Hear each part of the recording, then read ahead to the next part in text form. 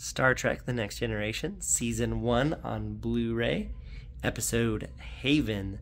This is day 13 of 30 of my 30 Days of Star Trek review. So here we go. This is a Laxwana Troi episode. First time Picard meets her, so let's do this. Next time on Star Trek The Next Generation, Consular Troi faces a prearranged marriage. Isn't this simply beautiful? She's torn between love and leaving the Enterprise. Oh boy. This little like VHS recording promo at the beginning of the episode, it actually completely spoils the entire episode from beginning to end. So yeah, sometimes those little promo things leave like some ambiguity, but that particular one was just like, here's the problem, here's how like the little rising action or like upsetting part, and then it's like, and here's how it ends. Like, okay, I guess I don't need to watch that episode. But look at this beautiful shot here. This is awesome. Beautiful shot composition in this show. Here you go, take this out of context. The momentous day is close at hand. Rejoice! What in the world? Oh, she's not happy. Oh, sad Troi. She's getting married. We're going to meet her mom and her supposed arranged marriage. But my goodness, look at that hero shot. Look at this. Let's just make that a poster and frame it and put it on the wall. Sad Riker pose. Aww. More than anything. Like teenage high school sad Riker pose. We'll call that Sad Riker pose number 2. And introducing Laxwana Troi, Deanna Troi's mother, also played by Majel Barrett? Roddenberry? What's her name? This is Gene Roddenberry's wife, the creator of Star Trek. She's also the voice of all the computers. She's got an awesome voice. She also was in the original series. Legend has it, Gene Roddenberry was super not faithful to her, so that sucks, but she's fun in this show. She's also really annoying, and you could see Picard backing out of her quarters. You may go. Dismissing the captain? Wow. He's so annoyed. So here's Doofy Wyatt, the prearranged marriage for Troi that she's just super on board with because she's honoring her family and world traditions. And check out his artwork. So he's been dreaming of this lady like his entire life, and like very specifically dreaming about her. And he's actually disappointed that it wasn't Troi, because he thought she was telepathically sending her face into his head. But obviously that's not Troi. But look at this. Look at this super 80s like glamour shot. That's like a glamour shot you'd get at the mall in the 80s. Here we have a Talarian plague ship. Pretty cool ship design there. It's got a little glowing bubble. They're known for having the biological agents on board, so they are not a thing you want to see. It's basically like a leper, which the mean lady calls them that later. Also check this out, Betazoid Gift Box, traditional device for presenting important gifts. Its sculpted face comes alive, boisterously presenting its contents to the recipient. Very nice. So it's an artifact in this game. Okay, cool. That makes sense because it's full of jewels and stuff, so it lets you search your deck and grab stuff. That's fun. There are 5 lights. Okay, look at this. Dilemma. Torellian plague ship. Ship containing the survivors of a Torellia war plague. Infected from biological weapons, they are now refused entry everywhere. That sucks. So it kills your ship unless you have medical. Oh, interesting.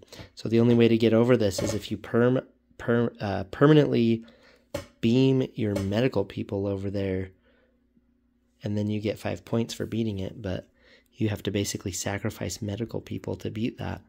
Interesting. Anyway, this is a fun game. Star Trek, the customizable card game from, where is it? 1994. My goodness. Yeah, you just fly around in ships trying to solve problems and finding things and occasionally getting shot or assimilated. All right, fine. Since we're here, Here's the Enterprise. Very cool. Aha, here's Luxwana, Troi, Luoxana. Oh, I was saying Luxwana. Luoxana, that's hard to say. Betazoid, mother of Deanna Troi, daughter of the 5th house, holder of the sacred chalice of Rix, heir to the holy rings of Beta Z. Who are you? Nice. And here's her daughter, the hypnotist. Okay, gosh dang it, one more. Now there is a mall glamour shot. All right, back to the episode. So with that plague ship, there's kind of a moral lesson here in Star Trek. Star Trek is always about preaching about the badness of war, and especially in war in the way that we, in our current society, know it. And they talk about in their little meeting about how that planet had destroyed itself with biological warfare. And so it's kind of like looking at the camera like, hey, this aired in 1987. But most importantly, look at Wyatt's hair. Seriously. I wouldn't mind getting my hands in that. Look at that thing. Look at this mullet. Look at that. That's nice. He got kind of a stray going there, but he's got quite the head of hair. I think there's definitely some product in there. I am Luoxana Troi, daughter of the 5th house, holder of the sacred chalice of Reeks, heir to the holy rings of Beta Z. Who are you? Ladies and gentlemen. Lady's face. She doesn't have an intro that long. Actually, let's just cut to it. Here is the real highlight of this episode. I'm very interested in the Beta Z ceremony you mentioned. Could you tell us more? Why, I'd be delighted, Commander. It's an ancient ceremony, widely regarded as the most beautiful in the universe. The bride and groom go naked? All guests. Not so much finding out that Betazoid marriages, everyone's naked. That's just kind of fun. But, oh my gosh. Look at Tasha's hair. Look at this. Look at that. You could get lost up there. There could be lost civilizations up there. Look at that. That's spectacular. Okay, here is Riker sad boy pose number 3. May I join you? Oh, he's so sad. Oh, head goes down. Poor sad Riker. So we get a psychology lesson from Troi, talking about how young human males cannot separate platonic love from physical love. Riker here strongly says that he cannot separate those two. So they're talking about Imzadi and how they're beloved and they love each other. But Dinkus Wyatt's in the way. But one interesting thing about this show is that Riker kind of treats her like a doormat throughout the show. And it seems like he gets like fascinated with other women, and she seems to get fascinated with other men, but they both still love each other throughout the show. So it's kind of like sometimes their love story is really convincing, and other times it's like they just longingly look at each other, but then do their own thing and like do their own career thing and fall in love with other people. So my wife actually made a case for Worf and Troi from one of the later episodes. I like these two, but their relationship's a little odd. It's kind of like Kirk with all the women of the universe sometimes. So the ship shows up and you've got 80s glamour lady there. And of course, Wyatt immediately falls out of love with Troi and is ready to go on a space adventure. And like the Star Trek card said, he's a medical personnel because he's a medical doctor. Spoiler alert. 3, 2, 1. He's going to beam himself over there permanently. And I think he heals them, honestly, but beams over there and they take off. But let's look at her 80s portraits of his face. It's very odd. There's pictures of him throughout his whole life, and then there's a real humdinger at the end. Look at this. Look, man, his hair is so shiny. Wait for it. Right there. Look at this thing. All right, that is right out of the Take On Me music video from Aha. Look at that. I feel like it's gonna like start singing to him. That's amazing. Okay, so this is when they first meet them and they're seeing him on the ship. And we'll call this the abs shot.